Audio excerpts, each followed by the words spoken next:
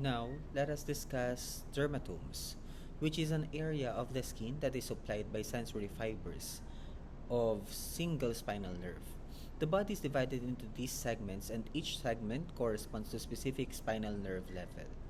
Looking at the diagram, you can see how the body is mapped into regions labeled C, T, L, and S, which stands for cervical, thoracic, lumbar, and the sacral spinal nerve. Each of these nerve roots supplies sensation to a specific area of the skin. Now let's briefly discuss the structure. Dermatomes are linked to spinal nerve roots which exits the spinal nerve cord at different vertebral level. For example, C5 supplies the shoulder area, T4 is roughly at the level of the nipples, L1 supplies the lower abdomen, S1 is associated with parts of the foot. These patterns are clinically consistent and helps in identifying nerve involvement. Moving to clinical relevance, dermatomes are very useful in diagnosing nerve damage. If a patient experiences loss of sensation, pain, or tingling in a specific skin region, doctors can trace it back to the affected spinal nerve. For example, if a patient has a numbness along the thumb and lateral forearm, this may indicate a problem with the C6 nerve root. Similarly, pain radiating down the leg in a specific pattern may suggest lumbar nerve compression, such as herniated disc. In summary, dermatomes map skin sensation to spinal nerve. Each spinal nerve supplies a specific skin region. These are essential for neurological assessment and diagnosis. Understanding dermatomes helps clinicians to localize nerve injuries and to map them quickly and accurately. Then we have plexuses, which are networks of intersecting spinal nerves. These networks redistribute nerve fibers, allowing both motor and sensory signals to different parts of the body more efficiently. There are four major nerve plexuses that you need to remember. First, the cervical plexus from C1 to C4. This plexus supplies the neck and the shoulder, and most importantly, it gives rise to the phrenic nerve, which controls the diaphragm for breathing. Second, the brachial plexus from C5 to T1. This is responsible for innervating upper limbs, including the shoulder, arm, and hand. It is essential for both movement and sensation in the arm.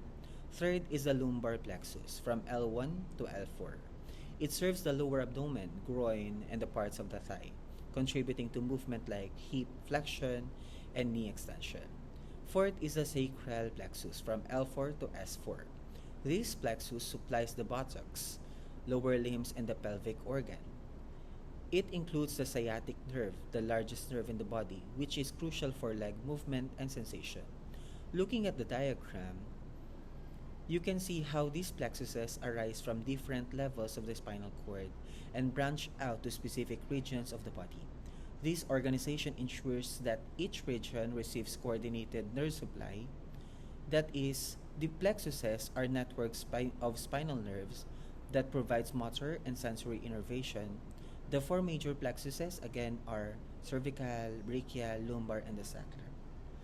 Understanding these plexuses helps us localize nerve injuries and to understand patterns of muscle weakness or sensory loss. Now, let us combine our knowledge of spinal nerve plexuses and dermatomes and how they relate to the functions of the human body. Let's begin with the left side of the image, which shows the organization of spinal nerves and the formation of nerve plexuses. The spinal nerve emerge from the spinal cord and then branch and combine to form a network called plexuses. These plexuses are important because they allow nerves from different spinal levels to mix, ensuring coordinated movement and function. The first is the cervical plexus, coming from spinal level C1 to C4. This plexus supplies the neck region and gives rise to the phrenic nerve, which is essential for breathing as it controls the diaphragm. Next is the brachial plexus from C5 to T1. This plexus is responsible for the movement and sensation of the upper limb, including the shoulder, arms, and the hands. Injuries here can lead to weakness or paralysis of the arm. Moving down, we have the lumbar plexus from L1 to L4. This supplies the anterior thigh and the parts of the lower abdomen, playing a role in movement like walking and hip flexion. Below that is the sacral plexus from L4 to S4. This plexus innervates the posterior thigh, leg, and foot, and includes the sciatic nerve, the largest nerve in the body. Finally, the coccygal plexus from S5 to CO supplies the small area around the tailbone. Also visible here is the coda equina, a bundle of nerve roots at the lower end of the spinal nerve. Its name means horsetail, and it is clinically significant because damage to it can cause severe symptoms like loss of bladder and bowel control. Now let's move to the right side of the image, which shows the dermatomes in both anterior and posterior view. A dermatome is an area of skin supplied by spinal single nerve. These dermatomes are arranged in a predictable patterns across the body and are very useful in clinical diagnosis. In cervical region, we see that C5 corresponds to the shoulder area, C6 to the thumb, C7 to the middle finger, and C8 to the little finger. In the thoracic region, the dermatomes form horizontal bands around the trunk. A key landmark is T4 at the nipple level and T10 at the umbilicus. In the lumbar region, L2 to L4 cover the anterior thigh and knee, while L5 supplies the top of the foot. In the sacral region, S1 supplies the lateral foot, while S2 to S4 cover the posterior thigh and perianal area, which are important for bowel and bladder control. Clinically, dermatomes help us localize nerve damage. For example, numbness in the thumb suggests a problem at C6, while loss of sensation at the umbilicus suggests T10 involvement. To summarize, plexuses are networks that distribute motor and sensory fiber, while dermatomes are maps of sensory distribution on the skin. Together, they help us understand how the spinal cord communicates with our entire body. Lastly, we have the reflex arcs. A reflex is a quick autonomic response to stimulus that do not require conscious thought. These responses help protect the body and maintain homeostasis. The pathway that reflex follow is called a reflex arc. It consists of five key components. The first is the receptor. This detects the stimulus such as pain, heat, or pressure. Second is the sensory neuron. This carries a signal from the receptor to the spinal cord. Third is the integration center. This is usually in the spinal cord where the information is processed in the simple reflexes that may involve just one synapse between neurons. Fourth is the motor neuron. This sends the response signal from the spinal cord to the target organ. Then the fifth is the effector.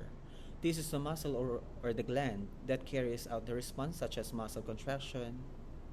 Then looking at the diagram, we see an example of the patellar reflex, also known as the knee-jerk reflex. When the patellar tendon is stopped, a stretch receptor in the muscle detects the stimulus. The sensory neuron sends the signal to the spinal cord. The spinal cord immediately processes it.